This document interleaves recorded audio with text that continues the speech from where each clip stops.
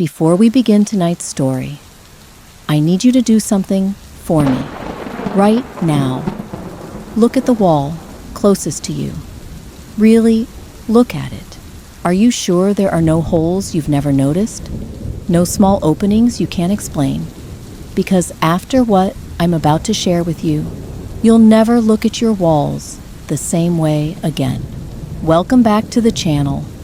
Or if you're new here, welcome. I'm glad you found us. This is where we explore the stories that keep us awake at night.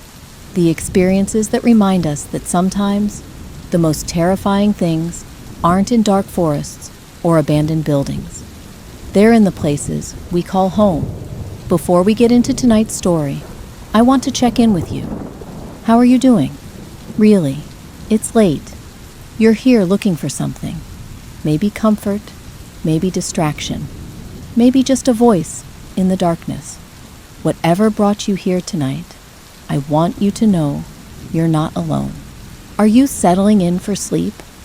Or are you already lying in bed, unable to drift off, looking for something to focus on besides your own thoughts? Maybe you're having trouble sleeping lately, feeling watched, hearing sounds you can't explain. If that's you, stay with me.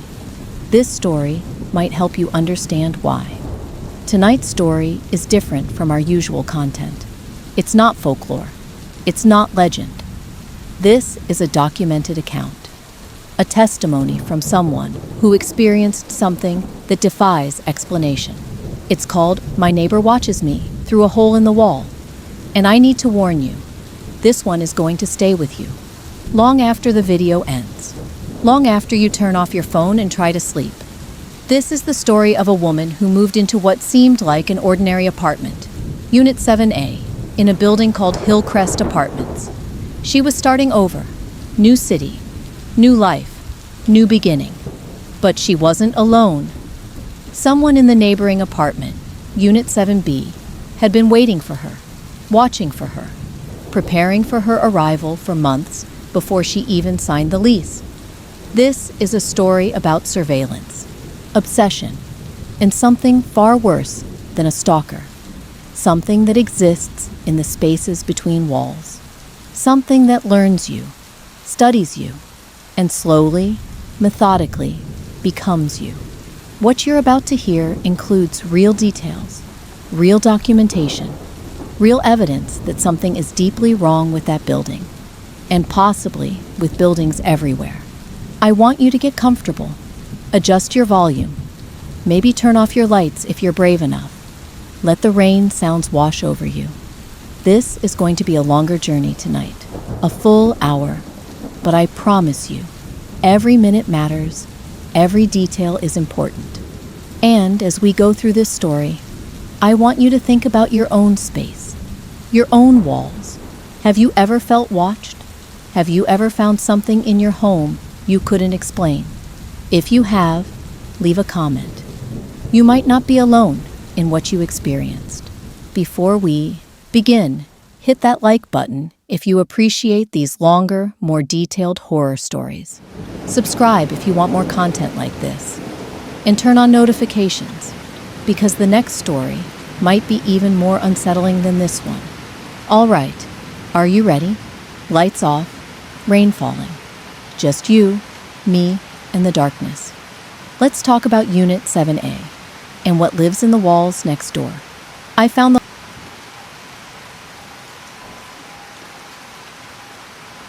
the hole 3 months after moving in. By then, he'd already seen everything. My morning routine, my breakdowns, the nights I cried myself to sleep, everything. They found him last month, dead in his apartment. The police said natural causes, heart failure, but they didn't see what I saw on his walls. They didn't find the recordings. I'm documenting this because the new tenant in Unit 7B needs to know. Because I still hear the scratching at night, even though I moved away. And because 3 days ago, I received a package with no return address. Inside was a flash drive and a note that said, "He wasn't the first." This is my account of what happened between March and October of last year. Every word is true. I have the evidence, and I need someone to believe me before it happens again.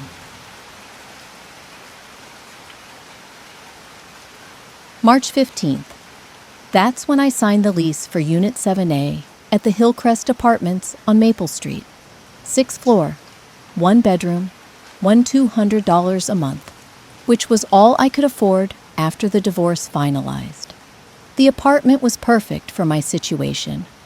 I work remotely as a data analyst. Most days, I don't leave the apartment at all. The bedroom faced east, got good morning light. The living room was small, but functional, and the walls were thick, or so the landlord, Gerald Chen, told me during the walkthrough. The layout is important to understand. When you walk in, there's a narrow hallway. Living room to your left, kitchen to your right. Straight ahead is the bedroom. The bedroom shares its north wall with Unit 7B. My headboard would be pressed against that wall. Unit 7B. I met the neighbor on my second day there. Or rather, I heard him. Around 11 p.m., there was shuffling, the sound of furniture being moved.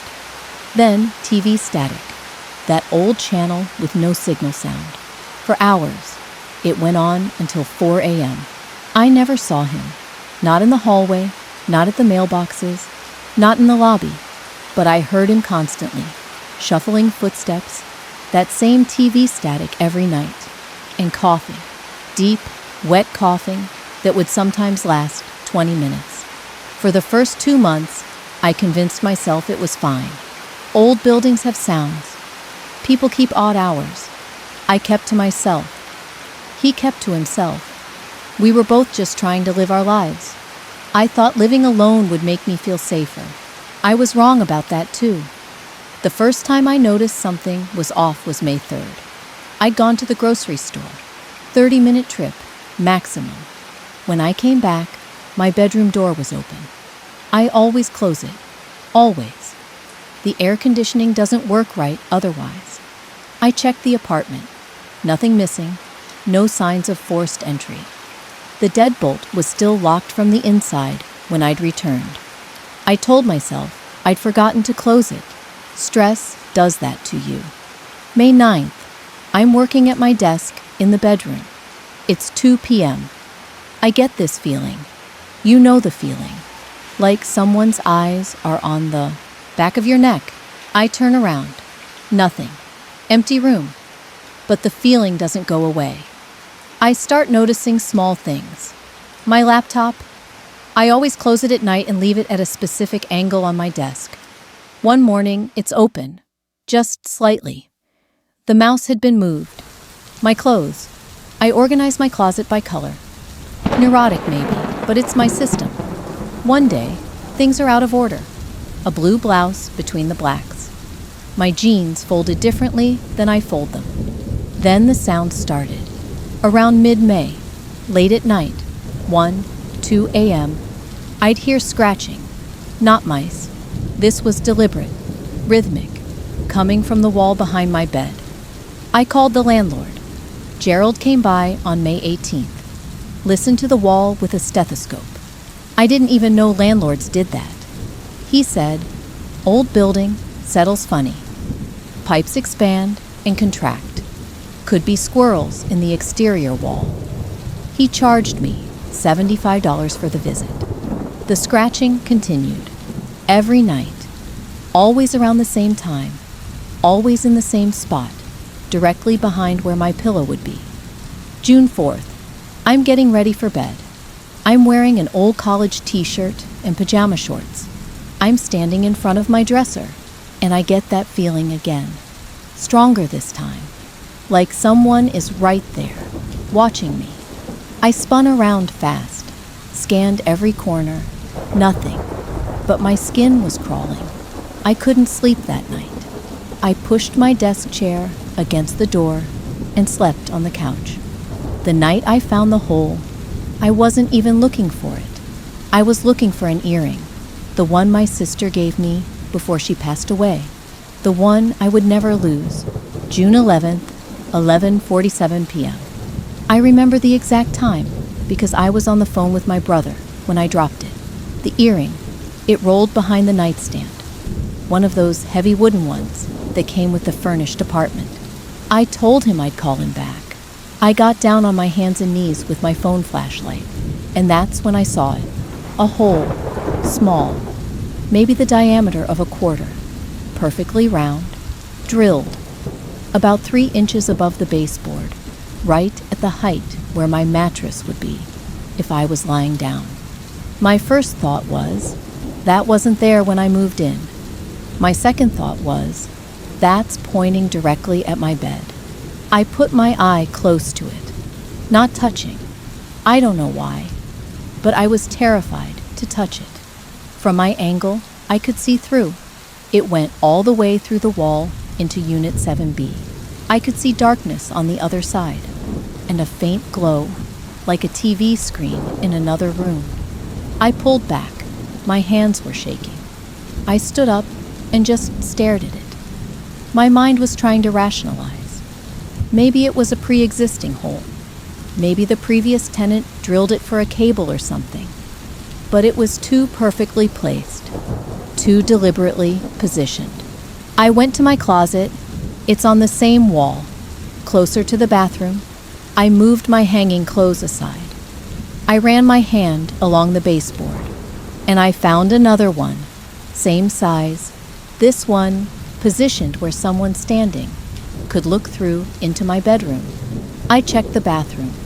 Third hole, behind the toilet, near the floor, angled upward toward the shower. That's when I noticed the plaster dust. Fresh, white powder on my bedroom floor, right below the hole behind the nightstand. This was recent. This was new. The realization hit me all at once. Someone had been inside my apartment while I was out. Someone had drilled these holes. Someone in Unit 7B had been watching me sleep, watching me change, watching me shower. I grabbed my phone. I should have called 911 right then, but I didn't because I needed to know. I needed to see what was on the other side of that wall. I grabbed a chair, positioned it near the hole behind my nightstand, and I put my eye to it. I could see into Unit 7B. The angle was limited, just a narrow field of vision, but I could see part of a room, dark, illuminated only by what looked like a computer monitor. And I could see the wall directly across from the hole. It was covered in photographs, hundreds of them, all of me, getting mail, entering the building, sitting at my desk, sleeping. And in the center, written in black marker on the wall, were 2 words, almost ready. I took photos, the holes, the plaster dust. I took video of looking through the hole, narrating what I was seeing. My voice in the recording sounds calm, clinical, like I'm documenting a leak or a crack in the ceiling. But my hands were shaking so badly, the footage is almost unwatchable. Through that hole, I could see approximately 15% of the room. But what I could see was enough. The wall directly opposite, the one I could see most clearly, was covered floor to ceiling in photographs, not snapshots. These were surveillance quality, high resolution, printed on photo paper, organized in a grid pattern. I could make out maybe 40 or 50 images from my limited view. Me walking into the building lobby, date stamp visible, February 28th. That was 2 weeks before I even signed the lease. Me at the mailboxes, me carrying groceries, me sitting at the coffee shop on the corner. I go there every Sunday morning, or I used to. Close-ups, me through my apartment window, me at my desk, me lying in bed, asleep.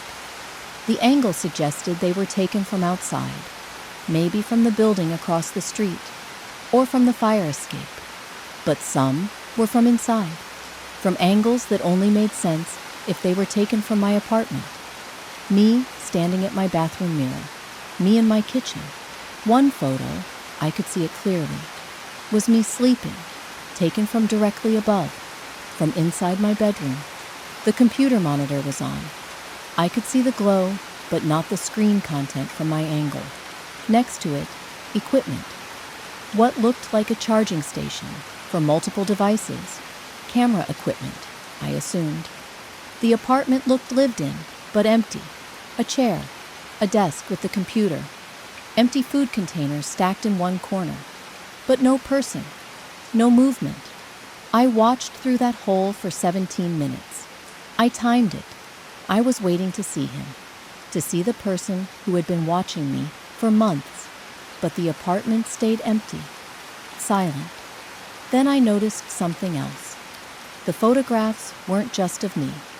In the upper left section of the wall, there were photos of another woman, dark hair, maybe late 20s.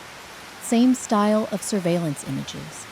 Her at a mailbox, this same building. Her in an apartment that looked identical to mine. Below those, a different woman, blonde, similar age, same pattern of images. And then I saw them, bottom right corner, photographs of a different building entirely. My old apartment building, the one I lived in before the divorce. There I was, 6 months ago, getting into my car, walking my old route to the train station, carrying boxes on moving day. He'd been watching me before I even knew this apartment existed, before I'd even started looking for a new place. He knew I was coming here before I did. I pulled back from the hole. My legs gave out. I sat on the floor with my back against the bed, staring at that small opening in the wall. My mind was trying to process what this meant. This wasn't opportunistic. This wasn't a neighbor who got curious and drilled a hole. This was planned, methodical. He'd selected me, followed me, and somehow he'd made sure I ended up in Unit 7A. I grabbed a poster from my closet, some motivational print I'd never hung up. I taped it over the hole. Then I pushed my nightstand in front of it.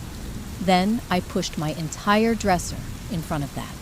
I went to the other holes, covered them, blocked them, taped cardboard over the bathroom hole, shoved a towel into the closet one. Then I sat in my living room with all the lights on, and I didn't move until the sun came up. June 12th, 9 to 17 a.m., I called the non-emergency police line. I explained the situation as calmly as I could. Holes in my wall. Photographs of me in my neighbor's apartment. Evidence of surveillance. They sent an officer, Patrol Officer J. Martinez. Badge number 2847. He arrived at 11:30 a.m. He was polite, professional. He examined the holes, took photos, wrote notes. Then he asked me, "Ma'am, when did you first notice these holes?" I told him, "Last night." He asked, "And you're sure they weren't here when you moved in?" That's when I realized how this was going to go. I showed him the plaster dust. "Fresh," I said.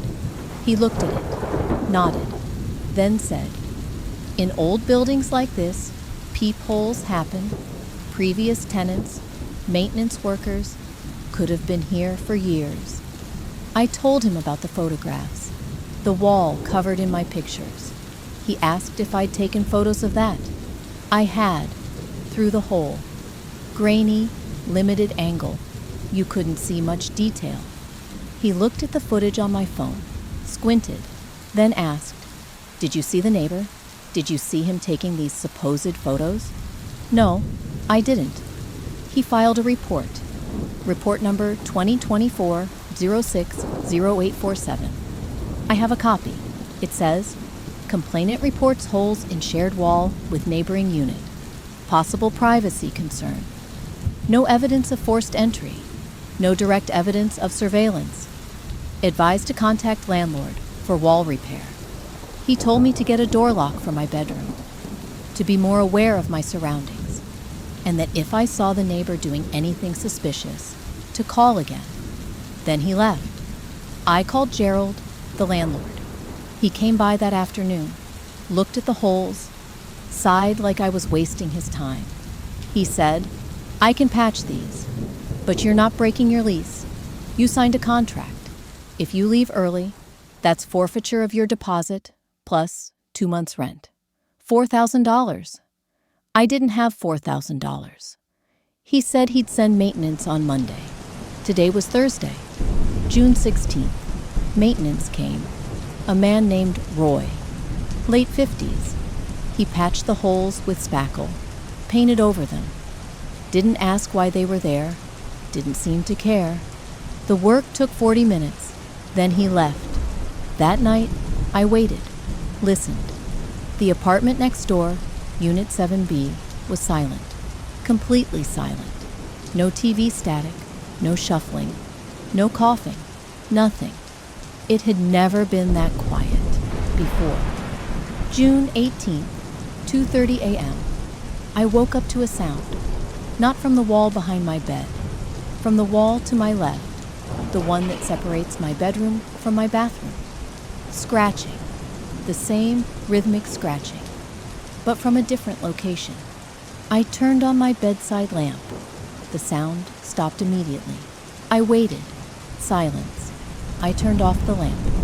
30 seconds later, the scratching resumed. I got up, went to the bathroom, checked the wall. The patch job Roy had done was still intact, but the sound was coming from inside the wall, behind the drywall. June 21st, different sounds. The wall behind my kitchen sink, the wall in my living room, behind the TV, always at night, always stopping the moment I investigated. June 23rd, I came home from the grocery store. There was a note under my door, plain white paper, folded once, computer printed text. It said, "You covered my window." I stood in my doorway, holding that note for a full minute, my groceries still in bags on the floor, reading those 4 words over and over. You covered my window. Not the hole, not the opening, window, like he had a right to it, like I'd taken something that belonged to him. I locked my door, both locks. Then I checked every room, every closet, under the bed, behind the shower curtain. No one. I was alone. I kept the note, put it in a plastic bag. Evidence, I thought. Though evidence of what? I wasn't sure anymore. June 25th, another note. This one in my mailbox, mixed in with junk mail and a utility bill. Same format, plain paper, computer printed. I miss watching you sleep. June 27th, under my door again. You wore the blue dress yesterday. The one with the white buttons. You looked beautiful. I hadn't worn a blue dress yesterday. I'd worn a blue blouse, white buttons. He'd been close enough to see the buttons. June 30th. You had coffee at 7:15 a.m., 2 sugars. You checked your phone 47 times before noon. You seem anxious. July 2nd. You cried last night. I heard you through the wall. I wanted to comfort you, but I know you're not ready yet. The notes were coming every 2 to 3 days now. Always the same format. Always details that proved he was watching, listening, counting. I went back to the police, brought all 7 notes. Officer Martinez took them, filed another report, asked if I'd seen anyone. If I had any proof, it was the neighbor. I didn't. He said, could be anyone in the building, could be someone messing with you. Without direct evidence, there's not much we can do. Maybe consider a restraining order if you can identify the person. July 5th, I bought a security camera, one of those smart doorbell cameras that records motion. I installed it facing my apartment door. If he was leaving notes, I'd have footage. I checked it obsessively. Every notification, every time someone walked past in the hallway. But I never saw him, not once. The camera caught the delivery person, the woman from 4C who walked her dog, the teenager from 9F with his skateboard, but never anyone approaching my door when the notes appeared. July 8th, note under my door. I like your new camera. Very smart. But I don't use the hallway anymore. That's when I understood. He wasn't using the hall. He was using the walls, the crawl spaces, the infrastructure of the building. I stopped sleeping, not intentionally at first, but every time I'd close my eyes, I'd hear sounds, scratching, footsteps above my ceiling, movement in the walls. I couldn't tell anymore what was real and what my exhausted brain was inventing. I started sleeping in 2-hour intervals, setting alarms, checking the apartment constantly. July 12th, I started researching. Unit 7B, the tenant. I found the building's rental records online. They'd been leaked in a data breach 2 years ago, never fully scrubbed from the internet. Unit 7B, current tenant, David Morse. Lease started January 2023. Monthly rent, $1,200, same as mine. Payment method, cash, delivered in person to landlord. I searched for David Morse online. Facebook, LinkedIn, Instagram, public records. There are thousands of David Morses, but none in this city. None matching any description I could connect to Unit 7B. No social media presence, no digital footprint. Like he didn't exist outside of that apartment. I found something else in those leaked records. Tenant history for Unit 7A, my apartment. Previous tenant, Sarah Mitchell. Lease terminated May 15th, 7 months ago. Moved out suddenly. Forwarding address, none listed. Before Sarah, Amanda Chen. Lease terminated November 2022. Also sudden. Before Amanda, Jessica Torres. Lease terminated March 2022. 3 women, 3 sudden lease terminations. All from Unit 7A. All while David Morse lived in Unit 7B. I needed to find Sarah Mitchell. It took me 3 days. I found her on Instagram. Private account. I sent a message.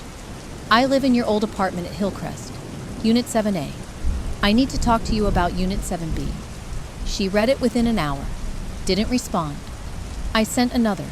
Please. The holes in the wall. The photos. The notes. I need to know what happened to you. 2 hours later, my phone rang. Unknown number. I answered. A woman's voice. Shaking. She said one word. Run. I said, Sarah? Is this Sarah Mitchell? She said, get out of that apartment. Tonight. Don't pack. Don't plan. Just leave. Because he doesn't just watch. He waits. And when he's done waiting, you disappear. Then the line went dead. When I tried to call back, the number was disconnected. When I checked Instagram, she'd blocked me. I stared at that key for hours, turning it over in my hands, the tape residue sticky against my fingers. Someone had left this for me deliberately. But why? July 22nd. I couldn't let go of what Sarah had said. When he's done waiting, you disappear. I needed to hear the full story. I needed to understand what I was dealing with. I created a fake Instagram account, messaged her from it. Sarah, this is the woman from 7A. I'm not leaving until I understand what happened to you. Please, one conversation, anywhere you want, public place, you name it. She didn't respond for 2 days. Then, July 24th, a message. Riverside Park, main fountain. Tomorrow, 2 p.m. Come alone. July 25th, I arrived early, 1:45. The park was busy. Families, joggers, people with dogs. Safe, public. I sat on a bench near the fountain and waited. At 2:03, a woman approached. Late 20s, dark hair pulled back, sunglasses even though it was overcast. She sat down beside me, didn't look at me, just stared straight ahead. She said, "Show me your phone." I handed it to her. She checked if I was recording, checked my recent calls, then handed it back. 5 minutes, she said. That's all I can do. I asked her what happened when she lived in Unit 7A. She was quiet for a long moment. Then she started talking, fast, like she'd been holding it in for months. It started the same way, Small things. Feeling watched. Things moved. Then I found the hole. Behind my bed. Just like yours, probably. She still wasn't looking at me. I covered it. Reported it. No one cared. Then the notes started. What did they say? I asked. She swallowed hard. At first, just observations. What I wore. What I ate. But then they got specific. Details about my life he shouldn't know. Private things. Things I'd only told my therapist. Childhood memories. My sister's name. She died when I was 12. He knew about her. I felt my chest tighten. How did he know those things? I don't know, but it got worse. He started leaving things at my door. Photos of myself I'd never seen. Taken from angles that didn't make sense. Taken from places I'd never noticed anyone. I tried to break my lease. Gerald, the landlord, threatened to sue me for breach of contract. Said I'd owe thousands. I couldn't afford that. So I stayed, and that's when it really started. When what started? She finally turned to look at me. Even through the sunglasses, I could see the fear. He stopped, just watching. He started mimicking me. What do you mean? My schedule. I work from home, like you probably do. I'd leave at 8 a.m. to get coffee. One day, I saw someone leave Unit 7B right after me. Same time. Never saw their face. They were already down the stairs. But it kept happening. Every time I left, they left. Every time I came back, I'd hear their door close seconds after mine. Then I noticed they were wearing similar clothes. I wore a red jacket one day. The next week, I heard someone in the hallway wearing something that made the same swishing sound. I looked through my peephole, couldn't see their face, but they were wearing a red jacket, same style as mine. I felt sick. Did you ever see him? His face? She shook her head. No. And Sarah, the girl who lived there before me, she warned me not to. She said something about him that I didn't understand at the time. What did she say? She said, he doesn't just watch. He learns you, becomes you. Like he's trying to wear your life, like a costume. I couldn't breathe properly. How did you get out? I found a subletter. Someone desperate enough to take over my lease. I lost my deposit, but I got out. I didn't even pack everything. Just grabbed what mattered and left. She stood up, started to walk away. Wait, I said. Who was your subletter? She stopped, turned back. You. You were my subletter.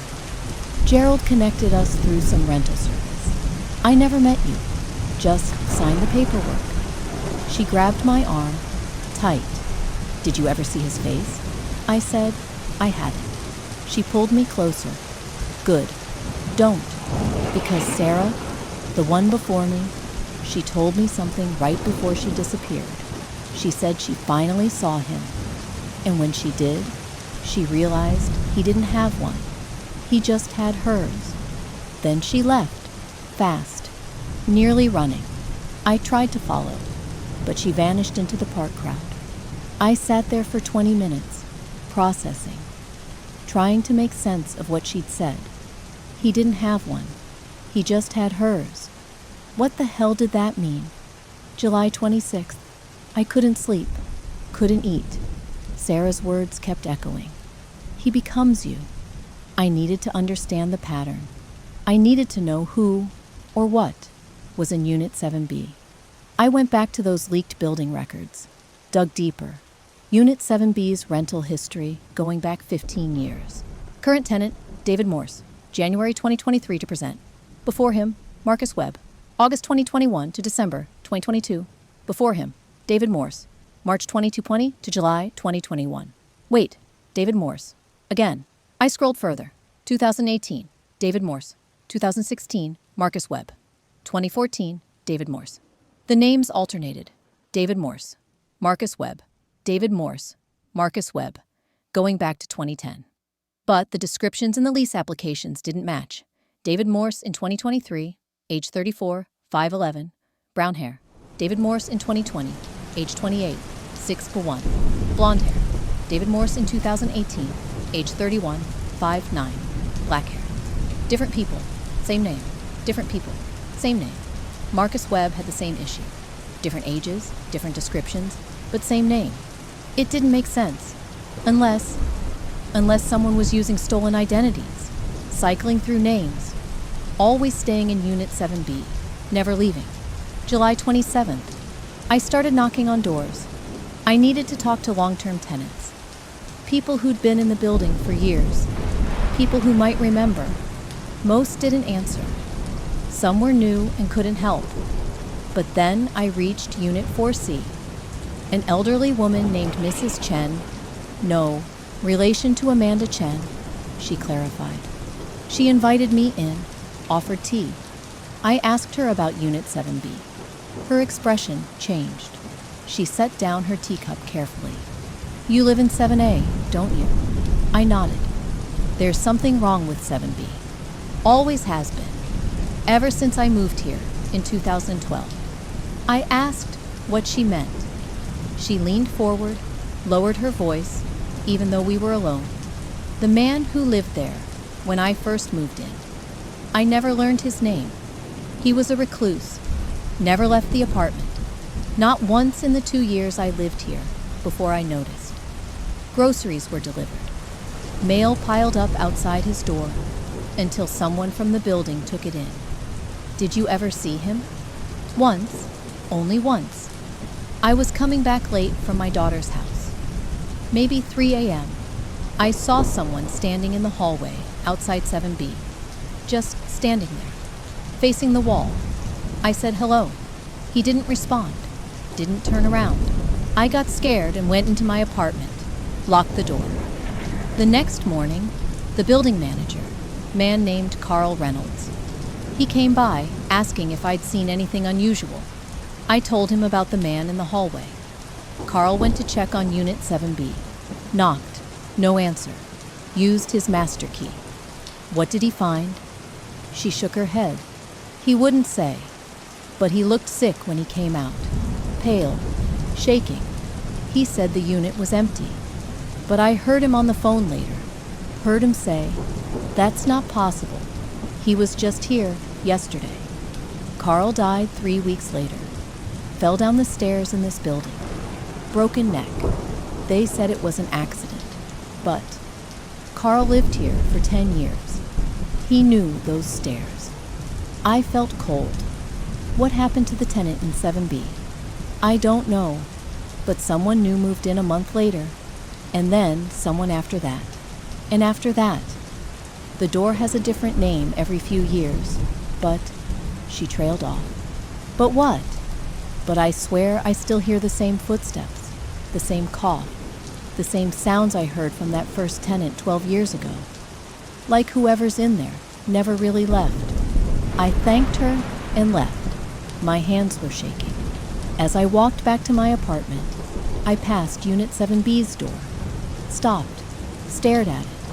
Mrs. Chen's words echoed, like whoever's in there never really left. And then I realized, in 3 months of living here, I'd never actually seen anyone enter or leave Unit 7B. Not once. I'd seen everyone else on this floor, but never 7B. It was like the apartment was sealed, like something was trapped inside, or something was keeping people out. July 28th. I was falling apart. I hadn't slept more than 2 hours in 3 days. Couldn't focus on work. My boss had emailed twice, asking about missed deadlines. I stopped responding to my brother's calls. The sounds in the walls were constant now. Scratching, shuffling, sometimes voices, whispers I couldn't make out. I didn't know what was real anymore. I checked the walls obsessively, running my hands over every surface, looking for new holes, and I found them. July 29th, new hole in the bathroom, behind the towel rack, small, fresh plaster dust. July 30th, kitchen wall, behind the refrigerator, I only found it because I dropped something and had to pull the fridge out. July 31st, living room, behind a picture frame. He wasn't just watching anymore. He was everywhere, in every wall, every room, closing in. I started feeling like the walls themselves were watching me, like the apartment was breathing, like I was living inside something alive. I called Mike, 2 a.m., woke him up. I was crying, incoherent. He said he'd come over first thing in the morning. He said, "You can't stay there anymore. Pack a bag. You're staying with me until we figure this out." But I couldn't leave, not without knowing, not without understanding what was in Unit 7B. August 1st, I was sitting in my living room, all the lights on. I'd pushed furniture against the walls, covered every hole I'd found with duct tape. But I could still feel it, that presence, that weight of being observed. And then I remembered something. Move-in day, March 15th. I was carrying boxes up the stairs, sweating, tired. I'd stopped on the 6th floor, landing to catch my breath. I'd looked down the hallway toward my new apartment, and in the window at the end of the hall, the one that reflected the corridor, I'd seen someone standing in a doorway, Unit 7B's doorway, watching me. I'd turned around fast, but the hallway was empty, all doors closed. I'd convinced myself it was a trick of the light, a reflection of me. But now I knew he'd been watching since the moment I arrived, since before I arrived. He'd known I was coming. I made a decision. I couldn't run. Even if I left, would he follow? Would he find my new apartment? Would he start this all over again? Sarah's words. I realized he didn't have one. He just had hers. I needed to see. I needed to know what was behind that door, even if it destroyed me, because not knowing was already destroying me. I called Mike, told him to come over, today, now. I had a key to Unit 7B. We were going inside. He argued, said we should call the police, let them handle it. But I knew they wouldn't do anything. No evidence of a crime, no proof, just a key that could have come from anywhere, and a tenant I'd never seen. "Please," I said, "I just need you to be there, as a witness. If something happens to me, you'll know. Someone will know." He agreed, said he'd bring his phone, keep it recording the whole time, said if anything felt wrong, we'd leave immediately, and call 911. August 1st, 2:47 p.m., Mike arrived. We stood in my apartment going over the plan. We'd knock first. If no answer, we'd use the key, document everything, get evidence, get out. I put the key in my pocket. We walked to Unit 7B's door. The hallway was silent, empty, not even the sound of other apartments. No TV, no conversations, nothing. Mike started recording on his phone. I raised my hand to knock. 3 knocks, loud, clear, silence. 3 more knocks, nothing. I pulled out the key. My hand was shaking so badly, it took 3 tries to get it in the lock. It turned, smooth, like it had been oiled recently. The door opened, just an inch, then stopped, like something was holding it from the inside. Then it opened fully, on its own, swinging inward, revealing darkness. Mike shined his phone light inside. I used mine. And that's when we saw it. The apartment was empty, completely empty. No furniture, no walls covered in photos, no shrine, just bare floors, bare walls, and in the center of the main room, a single chair, facing the wall that connected to my apartment. And sitting in that chair, with their back to us, was someone wearing my blue dress, the one with the white buttons, my dress, the one from my closet. And when they turned around, I understood why Sarah told me never to see his face. Because it wasn't his face. It was mine. Exactly mine. Down to the scar on my left eyebrow. down to the freckle below my right eye. My face, looking at me, smiling with my smile. I couldn't move. Mike grabbed my arm, pulled me back into the hallway. He was saying something. I couldn't hear him. All I could hear was the sound of my own heartbeat. All I could see was my own face staring back at me from inside Unit 7B. The figure stood up, slowly. They moved exactly the way I moved. The slight tilt of the head, the way I shift my weight to my left foot. Every detail, every mannerism. Mike's voice finally broke through. That's not real. That's not possible. The figure took a step toward us, then another. Their face, my face, expressionless now, empty. Mike pulled me backward. We're leaving, now, but I couldn't look away, because as they moved closer, I could see more details. The dress wasn't just similar to mine. It was mine, the small coffee stain near the hem, the place where I'd repaired a seam. Then they stopped, just inside the doorway. In the light from the hallway, I could see their eyes. My eyes, but wrong, empty, like looking at a photograph of myself. Present, but not alive. They raised their hand, placed it on the doorframe, and I saw their fingernails, bitten down, exactly like mine. The same hangnail on the left thumb I'd been picking at for weeks. Then they spoke. My voice. Exactly my voice. They said, "You shouldn't be here yet. I'm not ready." Mike yanked me backward hard. We stumbled. The figure didn't follow, just stood there, watching. Then they stepped back into the darkness of the apartment and closed the door. Click. The sound of the lock engaging. Mike was pulling me toward the stairs. "We're calling the police. Right now." I don't know what that was, but... Wait. I pulled away from him. My mind was racing. Nothing about this made sense. My face, my clothes, my mannerisms. We need to go back in. Are you insane? We need to see what's in there. We need to understand what this is. Mike stared at me, then at Unit 7B's door. 5 minutes. We document everything. Then we leave and call the police. Agreed. I nodded. I took out the key. My hand was steadier now. Adrenaline or shock, I don't know. I unlocked the door again, pushed it open. The figure was gone. The apartment was still empty. Just the chair in the center of the room. But now I could see more. The layout. It was a mirror image of my apartment. Exactly reversed.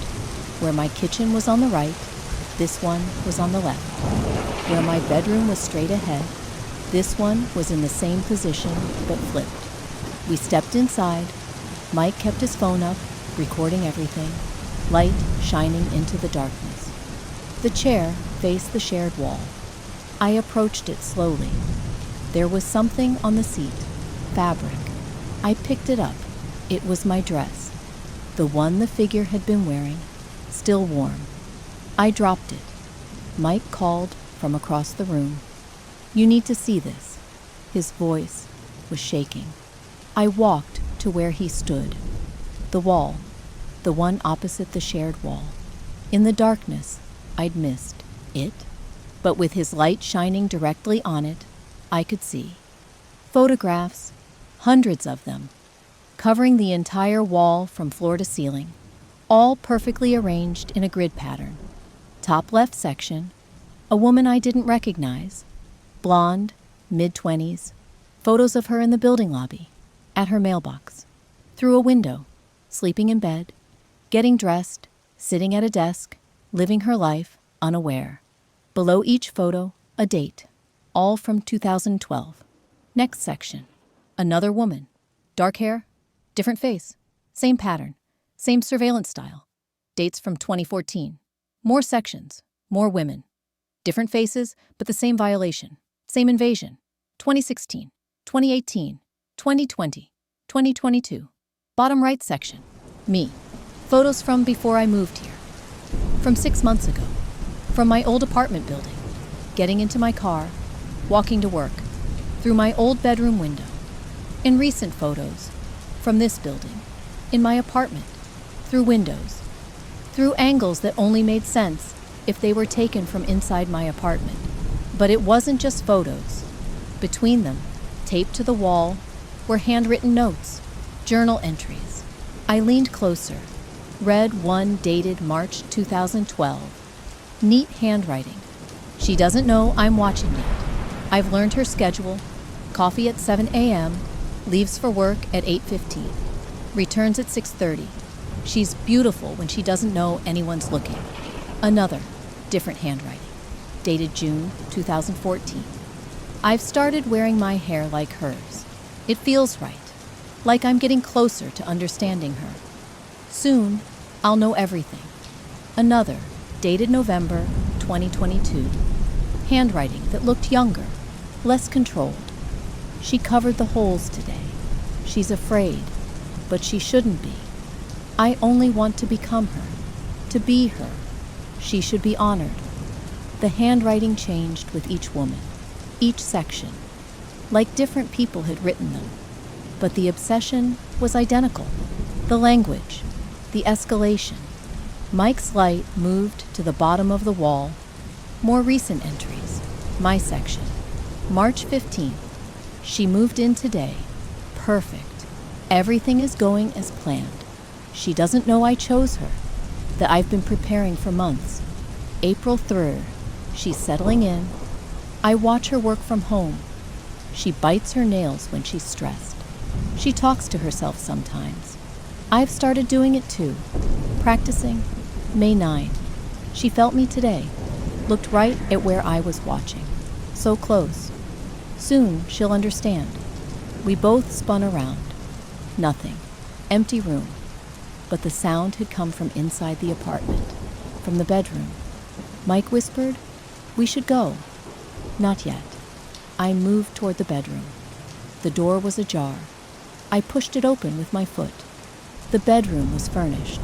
Unlike the empty main room, this one had a bed, a dresser, a nightstand. Everything positioned exactly where my furniture was in my apartment. Even the same style, the same brand. On the wall above the bed, more photos, just of me, close-ups. Some I recognized from recent weeks. Others I didn't remember. Sleeping. Dozens of photos of me sleeping. Mike checked the dresser, opened the drawers. Clothing inside. He held something up, a blue blouse. "Is this yours?" I stepped closer. It was. I'd thought I'd lost it in the move. But here it was, in Unit 7B's dresser. He opened another drawer. More of my clothes, shirts, pants, underwear. My entire wardrobe, or pieces of it. Things I thought I'd misplaced or lost. All here, all arranged neatly in drawers that mirrored my own. On the nightstand, a glass of water, half empty. A book, the same one I'd been reading. A lamp, identical to mine. And an ID card, my ID card, my driver's license, the one I'd reported lost 3 weeks ago. I picked it up, turned it over. On the back, written in pen, "Trial run successful, ready for final transfer." I looked at Mike. What does that mean? Final transfer. Mike was at the wall now, the one with the hole. He shined his light through it. "I can see into your bedroom. The angle is perfect." They could see everything. I felt sick. We need to find where they went. The person, the thing, we saw. They were just here. We searched the apartment. The bathroom was empty. Kitchen, empty. But then I noticed something. In the back corner of the bedroom, where there should have been a closet, there was a door, painted the same color as the wall, almost invisible. The building blueprint I'd seen online didn't show any door there. This space shouldn't exist. I tried the handle. Locked. Not with a key lock, with a deadbolt, from our side. Mike said, "Someone locked this from the outside, from this room." Whatever's in there, someone wanted it sealed. Or someone wanted to keep something in. I pulled at the door. Solid. Can you break it? He looked at me, then at the door. Stand back. He kicked it. Once, twice. The third time, the frame splintered. The door swung inward. Darkness. Complete darkness. Different from the rest of the apartment. This darkness felt thick, oppressive. Mike shined his light inside. A small room, maybe 8 by 10 feet. No windows, no ventilation. The air that came out was stale, chemical, wrong. We stepped inside. The walls were covered in screens, 5 monitors mounted on the wall, all showing different views. I recognized them immediately. My apartment, different angles, my bedroom, my bathroom, my kitchen, my living room, and one showing the hallway outside my door. They were live feeds. Right now, I could see my bed, unmade from this morning. My desk with my laptop, everything. Below the monitors, recording equipment, digital video recorders, hard drives, stacks of them, labeled with dates going back years. Mike opened one of the drives, pulled up files, video files, thousands of them. He clicked one at random, dated March 2012. It played, a woman sleeping, the blonde from the photos, camera angle from above her bed, timestamp running, 8 hours of footage, her sleeping, breathing, completely. Unaware. He closed it, opened another, different woman, same violation, different date. Years of footage, years of watching. On a desk in the corner, clothing, organized in plastic bins, each labeled Unit 7A, Jessica Torres, 2012. Unit 7A, Amanda Chen, 2014. Unit 7A, Sarah Mitchell, 2022. Personal items, jewelry, hairbrushes, toothbrushes, pieces of people's lives, stolen and stored. And in the last bin, labeled with my name and this year, my missing earring. The one my sister gave me. The one I dropped the night I found the hole.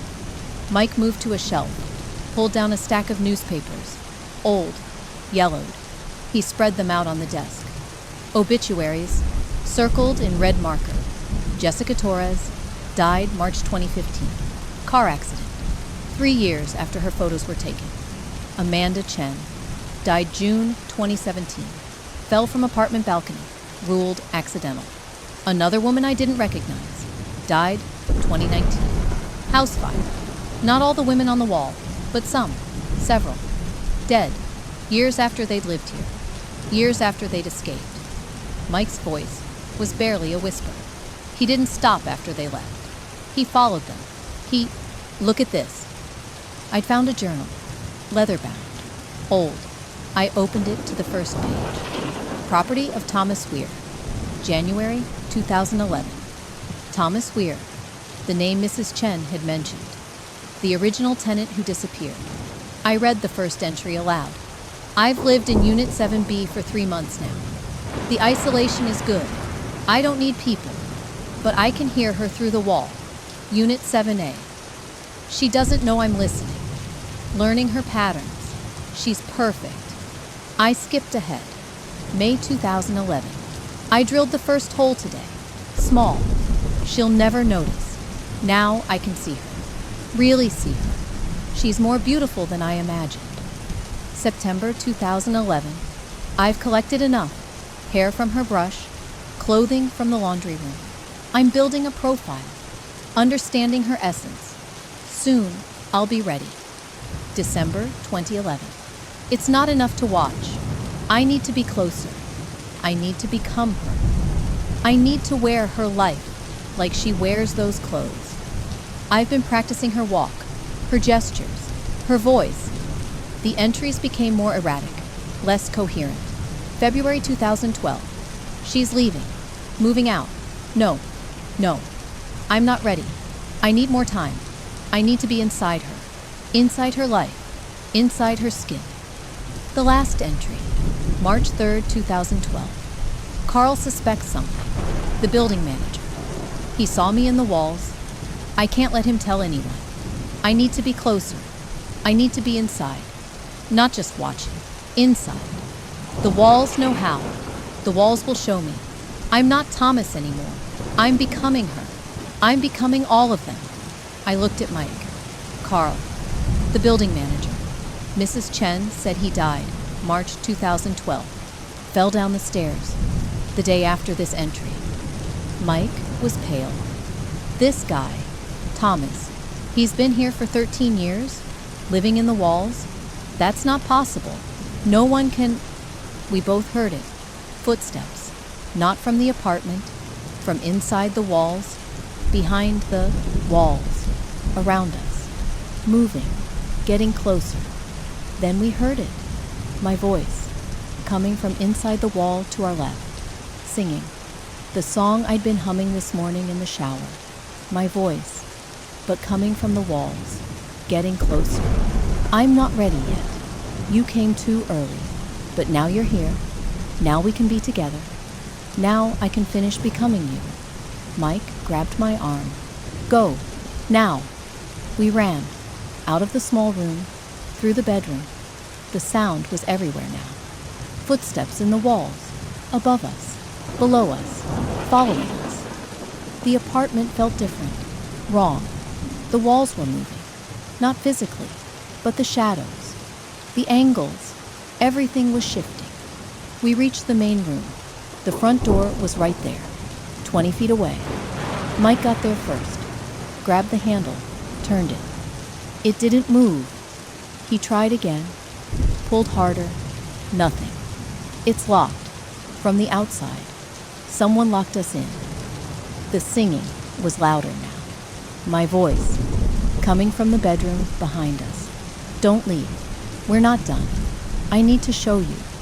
I need to show you what I've become. Then, the bedroom door started to open, slowly. Mike ran to the window, tried to open it, painted shut. He looked around frantically, saw a chair, grabbed it. Cover your face. He swung the chair at the window. Once, twice. The glass shattered. The singing stopped, replaced by another sound. Rage. A scream that wasn't human. Wasn't my voice anymore. Something underneath. Something old and wrong and angry. The walls were shaking now, actually shaking. Dust falling from the ceiling.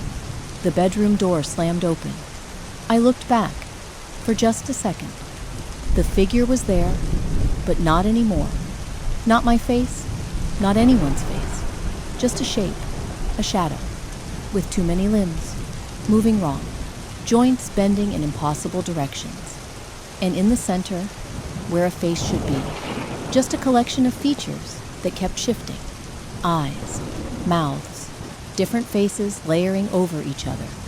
Every woman who'd lived in 7A, all of them at once. Mike pulled me to the window.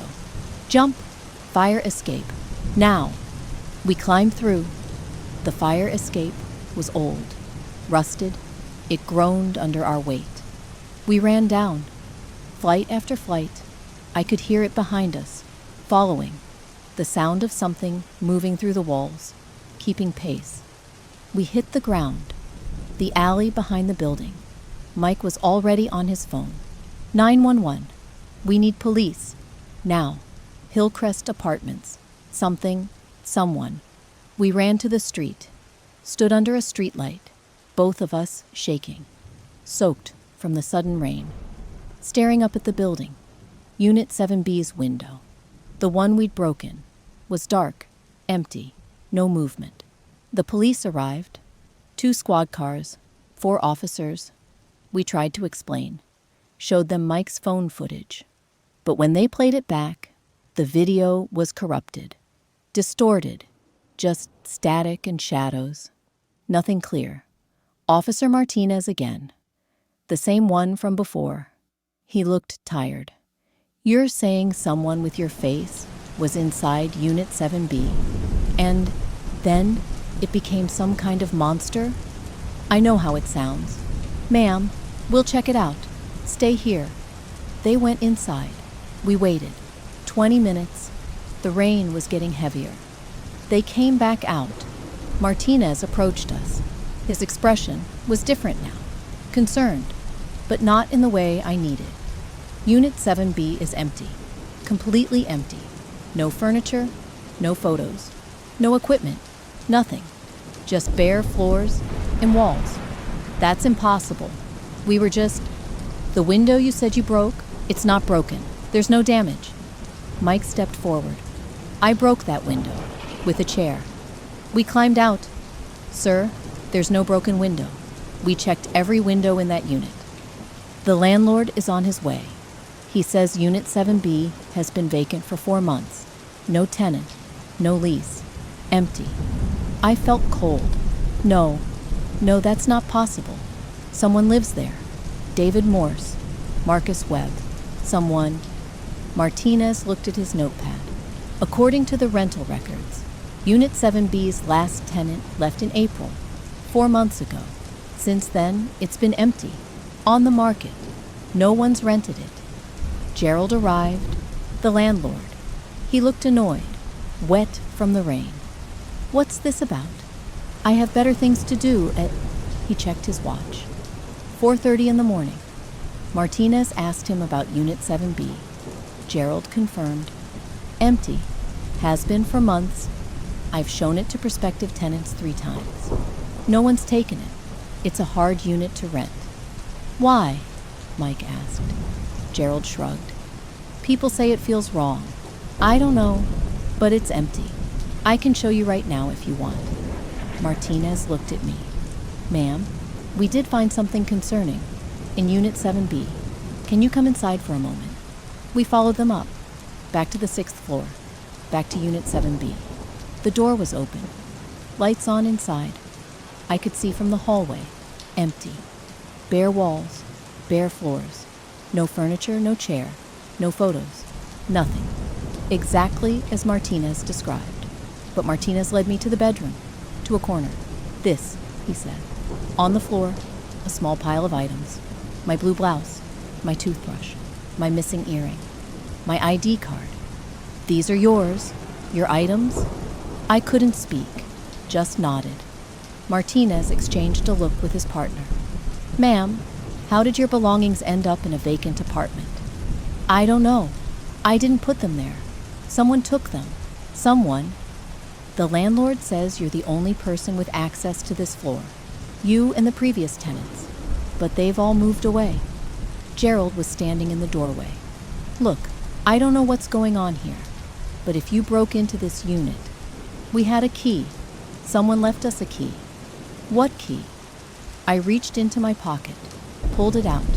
The key with the tape, the one marked 7B. Martinez took it, examined it, handed it to Gerald. Gerald looked at it, frowned. This is a master key. For maintenance, only 3 people have these. Me, my assistant, and the building maintenance man. Where did you get this? Someone left it outside, my door. It was meant for me, so I could break into a vacant apartment. That's illegal entry, you understand. Mike pulled out his phone. I have video. I recorded everything. The photos on the walls, the equipment, the journal, all of it. He opened his camera roll, played the footage. We all watched. Static. Just static and distorted audio. Nothing visible. Just darkness and interference. I don't understand. It was clear when I recorded it. I saw. Martinez's radio crackled. He stepped away, had a brief conversation, came back. Ma'am, do you live alone? I stared at him. What? He repeated. Do you live alone in Unit 7A? I said yes. He nodded slowly. The reason I ask is we just had another call. From your apartment. Someone reported screaming, coming from inside 7A. But you're here, so who's in your apartment right now? We ran to my apartment, Martinez and another officer. Mike right behind us. The door to Unit 7A was closed. Locked, just as I'd left it. Martinez knocked. Police, open up. Silence. He used Gerald's master key, opened the door slowly, called out again. "This is the police. We're coming in." Empty. My apartment was empty. No one there. No signs of disturbance. Everything exactly where I'd left it. But in my bedroom, on my bed, was my blue dress, the one the figure had been wearing, folded neatly, still warm. Martinez checked every room, every closet, under the bed, behind the shower curtain. Nothing. "Who else has a key to your apartment?" he asked. "Just me. Only me." He looked at the dress, at me. I could see it in his eyes. He thought I was disturbed, delusional, that I'd staged everything. They left 40 minutes later, told me to call if anything else happened, but I could tell they wouldn't take any future calls seriously. Gerald pulled me aside before he left. "Look, I don't know what's going on with you, but you need to get it together. This is the second time police have been called. If it happens again, I'm evicting you. Understand?" I nodded. I couldn't speak. August the 2nd, 6 a.m. I hadn't slept. Couldn't.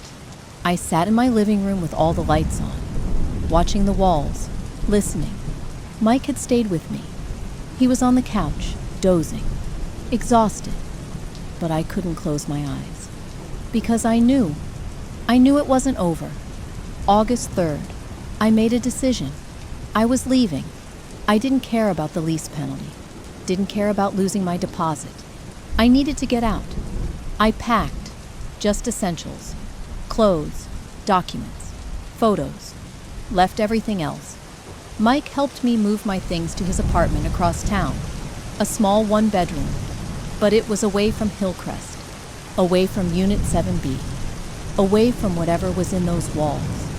For the first week, I couldn't function, couldn't work, couldn't sleep for more than an hour at a time. Every sound made me jump. Every shadow looked wrong.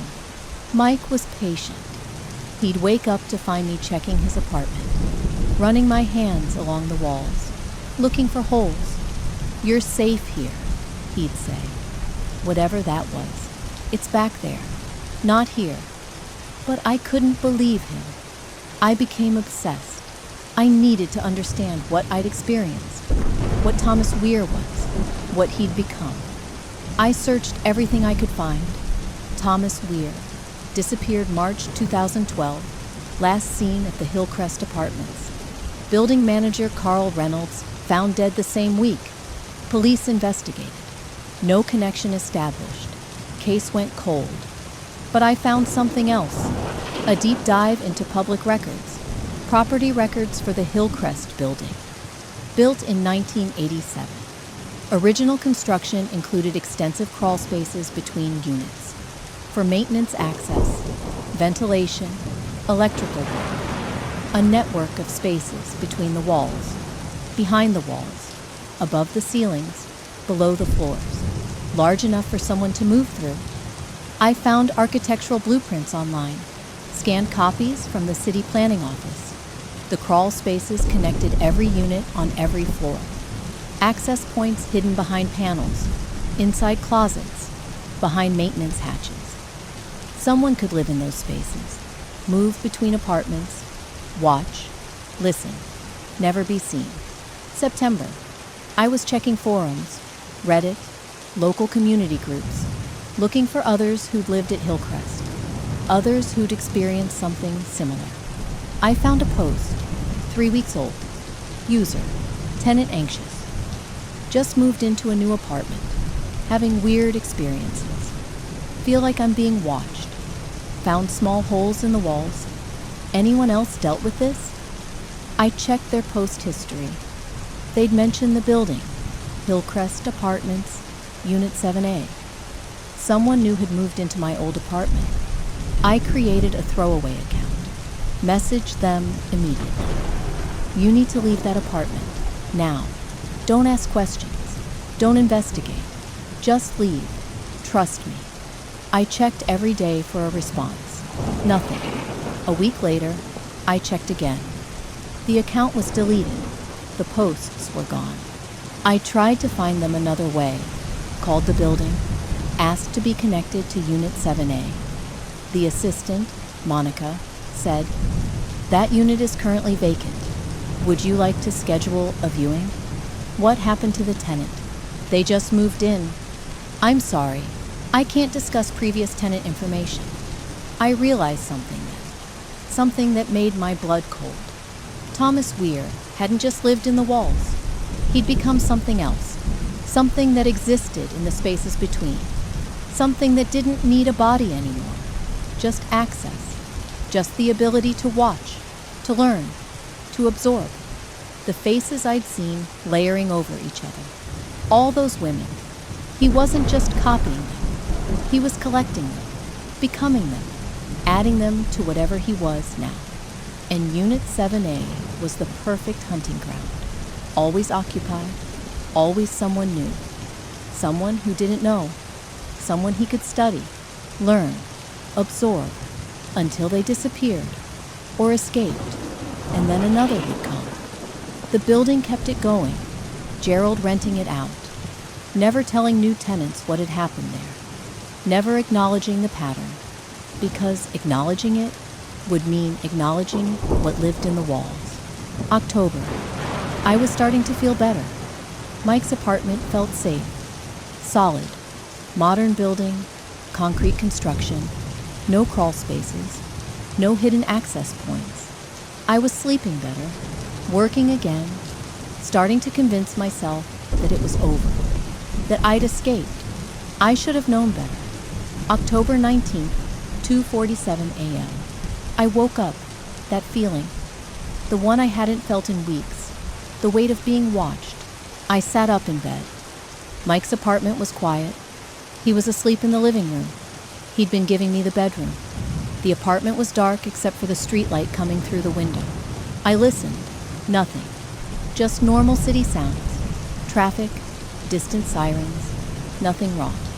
But the feeling wouldn't go away. I got up, walked through the apartment slowly, checked the door, locked, chain in place, windows secure, everything normal. I went back to the bedroom, tried to convince myself it was just anxiety, residual trauma. My therapist had said I might experience this, hypervigilance, false alarms. I was about to get back into bed when I heard it. Scratching, faint, rhythmic, coming from behind the nightstand. No, not possible, not here. This building was different, newer. No crawl spaces, no hidden access. But I moved the nightstand anyway, slowly, quietly, not wanting to wake Mike, not wanting him to see me like this. Paranoid, broken. I shined my phone light at the wall, looked at the baseboard, the drywall. Everything seemed normal. But then I saw it. Small, fresh, just starting to form. A hole, barely visible, maybe the size of a pencil eraser, but growing. I could see the edges, fresh plaster dust on the floor beneath it. I touched the wall around it. The plaster was soft, recently disturbed, like someone had been working on it from the other side. But that was impossible. Mike's apartment didn't share a wall with any other unit. This wall faced the exterior. There was nothing on the other side, except a 6-story drop to the alley below. Unless there was a crawl space, a maintenance shaft, something the building plans didn't show, or something I'd missed. I pressed my ear to the wall, listened. Someone was there, in the wall, listening back. I pulled away fast, covered the hole with my hand, like I could stop it, like I could undo what was already happening. I grabbed tape from the kitchen, covered the hole. Then I pushed the nightstand back, got into bed, pulled the covers up, and I lay there, staring at the wall, listening to the rain that had started falling outside, thinking about Thomas Weir, about Unit 7B, about the faces layered over each other, about how I'd escaped, how I'd gotten away. Or had I? What if he'd followed me? What if leaving Unit 7A didn't matter? What if once he chose you, once he started learning you, becoming you, there was no escape? What if he was in every building? Not just him, others like him. Things that lived in the spaces we don't see, in the walls, in the infrastructure, learning us, collecting us. What if right now, in your home, there's a small hole you've never noticed, a tiny opening in the wall behind your bed, or in your bathroom, or in your closet? What if someone or something has been watching you, learning your patterns, your habits, your private moments, waiting, studying, preparing? What if it's already started becoming you? I covered the hole immediately, but now I wonder, what if he followed me here? Or worse, what if every building has someone like him, someone living in the spaces we don't see, learning us, becoming us? What if you're being watched right now, and you just don't know where to look? This is my documentation, my testimony. Everything I've told you happened. I have some evidence, photos that didn't corrupt, the notes I kept, the journal entries I photographed before they disappeared. But I know how it sounds. I know what people think when I tell this story. I'm still at Mike's apartment. The hole hasn't grown. I check it every day, every night, waiting to see if it gets bigger, if something comes through. I don't sleep much. When I do, I dream about Unit 7B, about that figure wearing my face, about the walls opening up and pulling me inside. Mike thinks I should see someone, a professional. Maybe he's right. But I need to know, has this happened to you? Have you ever felt watched in your own home? Found holes you couldn't explain? Heard sounds in the walls that didn't make sense? If you've experienced anything like this, you're not alone. Share your story in the comments. Maybe together we can understand what this is, what Thomas Weir became, what might be in other buildings, other walls. Do you think Thomas Weir is still in that building? Still in Unit 7B? Or has he moved on? Is he in other places now? Other cities? Other walls? Is something else living in those spaces at Hillcrest? Something that was there before Thomas? Something that will be there after? I want you to do something for me. Tonight, before you go to sleep, check your walls. Run your hands along them. Behind furniture, in corners you don't usually look. Look for holes you didn't notice before. Small ones, perfectly round, deliberately placed. And if you find one, maybe don't look through from the other side. Because if you see what's watching you, it will know you've seen it. And then, it won't need to hide anymore. Thank you for listening. Stay safe. Check your walls. And remember, the spaces between are never truly empty.